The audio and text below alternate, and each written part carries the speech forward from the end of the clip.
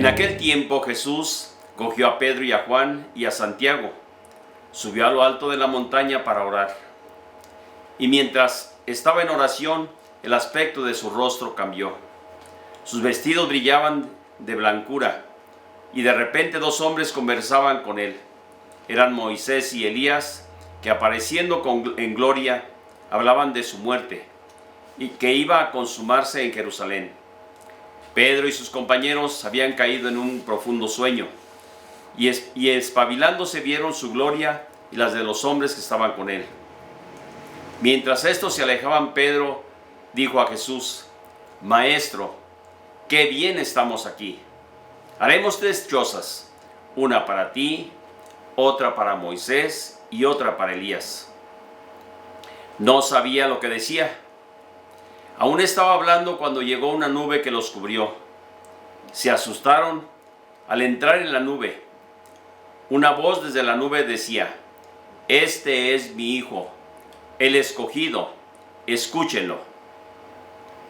Cuando sonó la voz, se encontró Jesús solo. Ellos guardaron silencio y por el momento no contaron a nadie nada de lo que habían visto. Palabra del Señor. Gloria a ti, Señor Jesús. Pues bien, yo creo que podemos hacer una pequeña síntesis a través de la cual podríamos mirar las 3 lecturas. El libro del Génesis nos presenta esa promesa de Dios a Abraham, en el cual se compromete con él a través de aquel sacrificio para darle aquella tierra en posesión. Y ciertamente el pueblo judío ha venido, pues ya hasta el presente, ha obtenido esa tierra que le pertenece. La carta a los Filipenses nos habla también de que tenemos que seguir a Jesús, que es el verdadero signo al que tenemos que conducirnos y guiarnos. No es Pablo. Dice: sean imitadores míos, que yo imito, yo sigo las enseñanzas, veo a aquel que voy siguiendo y a él es el único que tenemos que seguir. El Evangelio de San Lucas nos plantea también y nos narra ese momento de la transfiguración de Jesús, donde ante aquella sorpresa los apóstoles Pedro, Santiago y Juan, ¿qué hacen? Señor, qué a gusto estamos aquí. Es decir, vieron aquella maravilla que les dio paz, que les dio tranquilidad, que los hizo sentir que había armonía en todo aquello, y los pone en aquel momento sin saber lo que decían. Señor, quedémonos así como estamos. Aquí estamos muy bien. No se olvidan de que tienen otros compañeros, se olvidan de que tienen que predicar, se olvidan de todo lo demás. Solamente aquel momento llena toda su esperanza. Nos muestra su verdadero rostro Jesús, sobre todo de su divinidad. Ante aquel momento que se les presenta, va a ser como el punto de partida para que cuando llegue el momento del dolor, del sufrimiento, tengan esa visión todavía los apóstoles, que les recuerden quién es Jesús. Pues bien, yo creo que partiendo de todo esto, vamos a iniciar un poquito nuestra reflexión de víspera de domingo, y con la finalidad de mirar un poquito más qué nos trae la palabra de Dios. Yo creo que tenemos una gran riqueza con esto que acabas de señalar, y de manera muy especial. Comenzamos precisamente con el pie derecho, diríamos así, la Cuaresma. Signo de conversión, signo de transformación, signo de encuentro con el Señor y de seguimiento con Él. Es también ese tiempo propicio, como dice el Papa Francisco, para sembrar el bien, como ya lo señalabas tú ahorita. El sembrador por excelencia, sabemos bien quién es Dios, que generosamente sigue derramando sobre la humanidad esas semillas del bien que aparecen constantemente. Sus semillas nos llegan precisamente y especialmente por medio de su palabra, por la que este es un tiempo propicio para escucharla.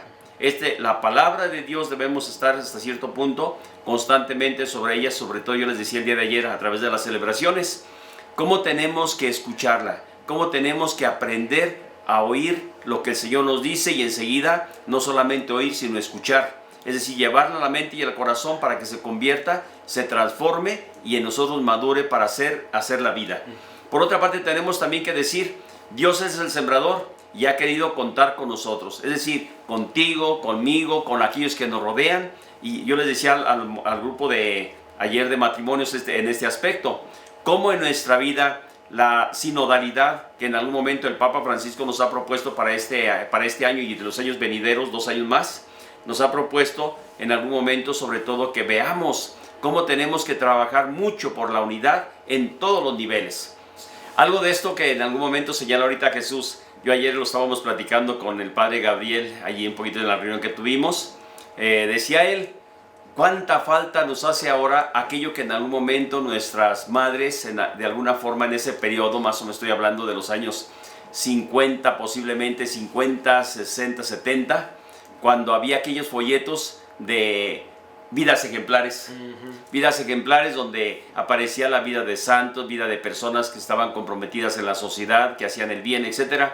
Hoy que vemos novelas donde aparecen los narcos de primera, haciéndole de todo a todo. Y tenemos también lo que acaba de decir Jesús, cómo en algún momento las situaciones que se han dado es en los niños en las calles, que los vemos los papás comprándoles pistolitas, comprándoles rifles de esos que avientan postitas y apuntándose entre ellos y apuntándole a los demás. Sí, a veces uno va manejando en la calle y de repente los niñitos ahí nomás con su pistola de guante volteando a ver si como si estuvieran cazando a alguien. Sí. No, igual no es para nada, pero es la actitud de estar aprendiendo a eso. Ahorita, para mañana, ¿qué van a hacer ellos? Exacto. Exacto. Por ahí estamos ahí en ese sentido. Por eso también es tan importante esas semillas del bien en la palabra de Dios, pues debes de estar atentos a escucharla con frecuencia, de modo que nos ayuden a madurar cada día más para que sea una vida más fecunda en el bien. Ese sembrador ha querido contar con nosotros, contigo, conmigo, para que colaboremos juntos y aprovechemos el tiempo presente, nuestro tiempo. Hoy es el tiempo de la misericordia, nos dice precisamente en las lecturas de este tiempo cuaresmal. Y hacerlo generosamente, sin medir el esfuerzo, sin tampoco mirar si tenemos o no resultados. Sabemos que hay que sembrar. La semilla nacerá, pero tendrá que fructificar en la medida que tanto tú, padre de familia, tanto yo como sacerdote, tanto la sociedad, tanto la autoridad y cada uno tiene que estar mirando sobre todo cómo estamos sembrando. Si sembramos de manera tacañamente o con tacañería, pues eso mismo cosecharemos, una pobreza, muy limitados. Y el que siembra abundantemente, abundantemente ha de cosechar, dice la carta del apóstol Pablo a los Corintios, de manera muy especial en el capítulo 9, y ojalá que eso lo tengamos también nosotros en cuenta. Es verdad que muchas veces no veremos ese fruto, como ya decía. Nuestra siembra tiene que ser siempre lo que dice el Evangelio. Uno es el que siembra y otro será el que cosecha. Por eso podemos decir que en algún momento tenemos que poner en proceso ese caminar, ese sembrar, sin esperar nosotros obtener sobre todo la cosecha. Pero hay que sembrarlo siempre con conciencia de que un día ha de fructificar. Sin embargo, esto que decíamos ahorita nos tiene que traer de manera muy especial, sobre todo para nosotros, que veamos la riqueza que tenemos en nuestras manos. Lo que hoy hagamos, mañana cosecharemos. Lo que hoy el gobierno haga el esfuerzo para que el día de mañana sobre todo fructifique, fructificará, pero no de la manera que a veces por ahí nos lo presentan y que a veces pues, se presta para bromas, para otro tipo de cosas. Y ahí sí es donde yo les digo, a veces la forma, la manera como a veces el gobierno quiere hacer las cosas no es la mejor. Y menos cuando en algún momento, ya decíamos ahorita, se colude con aquellos que hacen el daño a la sociedad, que dañan a los trabajadores, que dañan al campo, que dañan la industria, que dañan en algún momento cobrando pisos y cosas por el estilo. Esto no es lo que en algún momento tiene que ser. La palabra de Dios dice, hagamos, sembremos semilla buena para que fructifique el día de mañana. En el pasaje de la transfiguración vemos a Jesús también de alguna forma en el evangelio que acabamos de escuchar, cómo Jesús sube con sus discípulos a una montaña. Acordémonos cómo las montañas siempre han sido como el signo de la manifestación de Dios en aquellos lugares altos. Son el lugar de encuentro.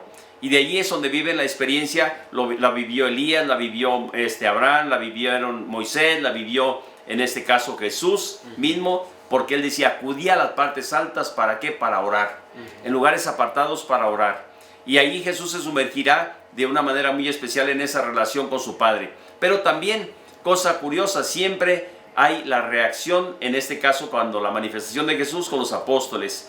Qué bien estamos aquí, como tú ya decías Jesús hace un rato, en el cual pues nos manifiesta, estamos en paz, vamos a hacer 3 tiendas, olvidémonos de todo lo demás, lo que ya decíamos.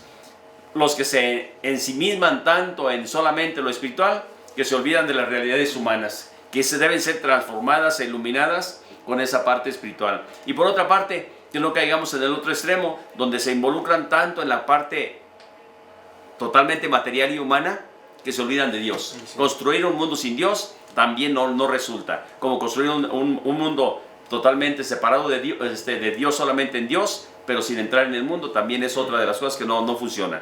Por eso no podemos instalarnos cómodamente, sobre todo diciendo qué bien estamos aquí.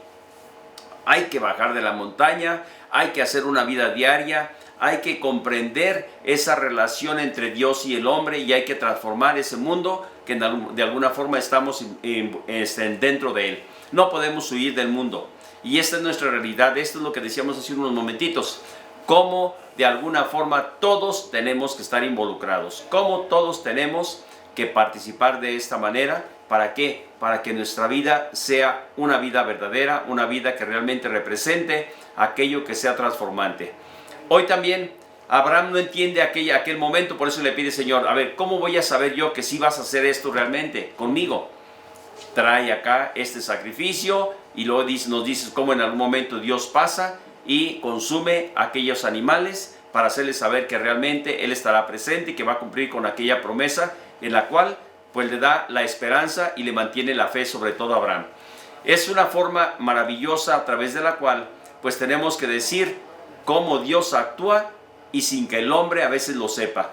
Hoy la realidad humana, por eso decíamos, hay que sembrar, hay que cultivar, hay que llevar desde abajo con los niños para ir formando en ellos verdaderos valores y no lo que hoy tenemos en esta realidad que vivimos actualmente. Sí.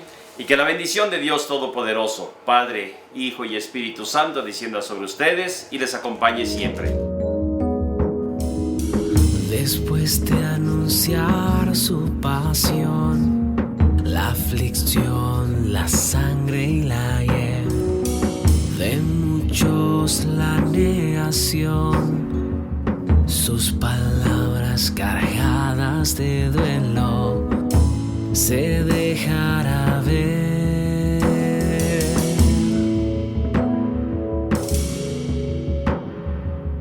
A la cumbre del monte Tabor, sobre las nubes de Israel, Pedro, Santiago y Juan vieron la luz del cielo como leche y miel.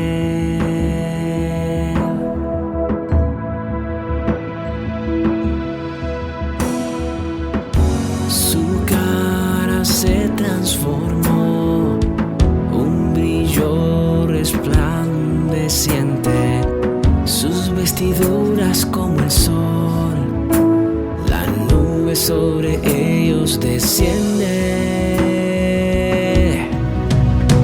La luz de Dios que brilla en medio de las tinieblas, su gracia es más brillante que todas las estrellas.